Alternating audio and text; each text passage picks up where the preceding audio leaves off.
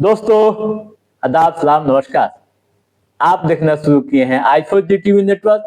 मैं हूं इंतजारुल हक। आज के इस खास वीडियो शो में हम बात करेंगे केंद्रीय आम बजट 2026 के बारे में। क्या हुआ सस्ता और कौन कौन सी वस्तुएं हुई महंगी, हम टू द पॉइंट आपको बताने जा रहे हैं। दोस्तों, जैसा कि आप जान रहे हैं कि केंद्रीय वित्त मंत्री निर्मला सीतारमण ने रविवार को लगातार अपना 9वां केंद्रीय बजट पेश कर दिया है। बजट में सुधारों, नौकरियों, कौशल व समावेशी विकास पर पूरी तरह से फोकस किया गया है। किसानों व छात्रों से लेकर सूक्ष्म व मध्यम उद्योगों, हेल्थ केयर वर्कर्स व यात्रियों तक बजट में रोजमर्रा की जिंदगी को बेहतर बनाने और कमाई के अवसरों को विकसित करने के मकसद से कई उपाय किए गए हैं। दोस्तों, पहले किसानों को क्या मिला इस पर चर्चा करते हैं, फिर हम आगे की बातें होंगी। दोस्तों, केंद्रीय बजट 2026 में किसानों की आय पर पूरा फोकस किया गया है। बजट 2026 में ग्रामीण समृद्धि और खेती से जुड़ी आजीविका पर जोर दिया गया है। मछली पालन के लिए 500 जलाशयों व अमृत सरोवरों का इंटीग्रेटेड डेवलपमेंट पर ध्यान दिया गया है। पशुपालन को भी शामिल किया गया है।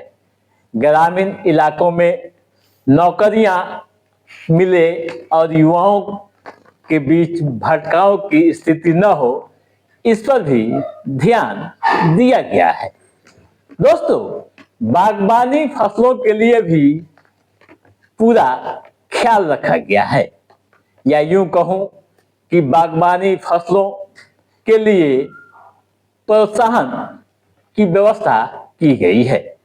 नारियल योजना का लक्ष्य पूरा करने, कम पैदावार वाले पेड़ों को बेहतर किस्मों में बदलकर उत्पादन बढ़ाने पर जोर दिया गया है।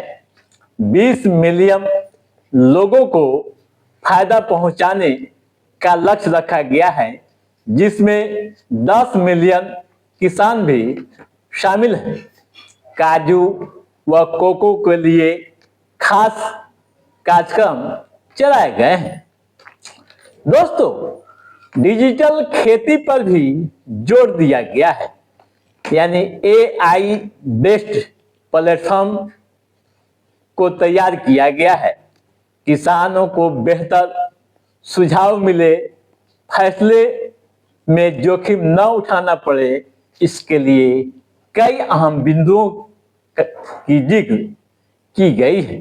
ठीक है, अब आइए यह समझने की कोशिश करते हैं कि शिक्षा के क्षेत्र में क्या मिला। दोस्तों, शिक्षा के क्षेत्र में भी कई अहम काम किए जाएंगे।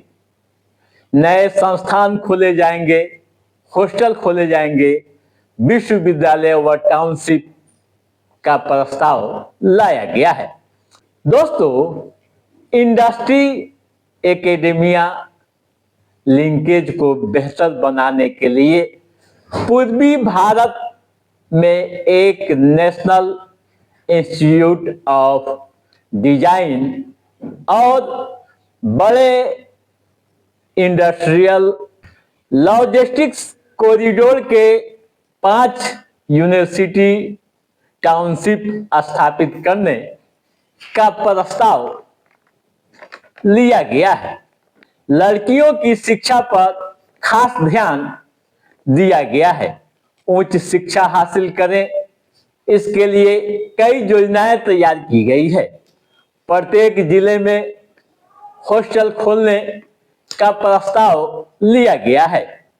इसके अलावा दोस्तों, एस्ट्रोफिजिक्स व एस्ट्रोनॉमी में रिसर्च को बढ़ावा देने के लिए स्किल्स नौकरियां व एआई जैसी टेक्नोलॉजी को एक साथ जोड़ने के लिए एक नई power education to employment and enterprises extending committee बनाने का भी प्रस्ताव लिया गया है।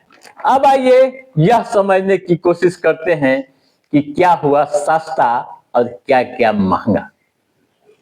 दोस्तों, स्वास्थ्य के क्षेत्र में यानी हेल्थ सेक्टर में कई अहम फैसले लिए गए हैं, जिससे देशवासियों को बड़ी राहत मिलने की उम्मीद बताई जा रही है।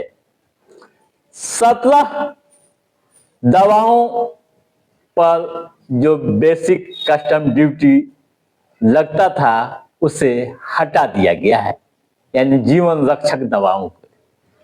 कैंसर, शुगर जैसी बीमारियों की दवाओं पर भी लगने वाले बेसिक कस्टम ड्यूटी को हटा दिया गया है, जिससे एक बड़ी राहत की उम्मीद बताई जा रही है। मेडिकल उपकरणों में भी बड़ी राहत की बातें आई हैं। बताया जा रहा है कि मेडिकल उपकरण भी सस्ते होंगे। दोस्तों, इसके अलावा विदेश से आने वाली कई जटिल बीमारियों की दवाओं पर से भी ड्यूटी यानी टैक्स हटा दिया गया है, जिससे जनता को भारी राहत मिलने की बातें जानकार कह रहे हैं। वहीं दोस्तों, एलईडी, सीडी व टीवी भी सस्ते हुए हैं। चमड़ा भी सस्ता हुआ है। बैटरी निर्माण की वस्तुएं भी सस्ती होंगी। क्या क्या हो सकता है महंगा, इसे भी आप आसान शब्दों में समझ लीजिए। दोस्तों, बुने हुए कपड़े महंगे होंगे, स्मार्ट मीटर महंगा होगा, सोलर सेल भी महंगे होंगे। इसके अलावा सोलर उपकरण, जूते, चप्पल व इलेक्ट्रॉनिक्स उपकरण भी महंगे हो सकते हैं। इसके अलावा दोस्तों, प्लास्टिक से जुड़ी उत्पादें भी महंगी हो सकती है। ठीक है दोस्तों, तो आप समझ गए होंगे तमाम तरह की बातें कि बजट में क्या है खास, किस तरह से आम उपभोक्ताओं को मिलेगी राहत। तो दोस्तों, आज के इस एपिसोड में बस इतना ही। कैसा था हमारा ये एपिसोड, आप लाइक और कमेंट करके हमें जरूर बताइएगा। यदि आपने हमारे चैनल को सब्सक्राइब नहीं किया है तो सब्सक्राइब भी कीजिएगा, ताकि इस तरह की महत्वपूर्ण जानकारियों संबंधित जो भी कोई अप टू डेट हो उसे हम समय समय पर आपके बीच पहुंचाते रहेंगे। तब तक आप अपने दोस्त को दिए इजाजत। नमस्कार।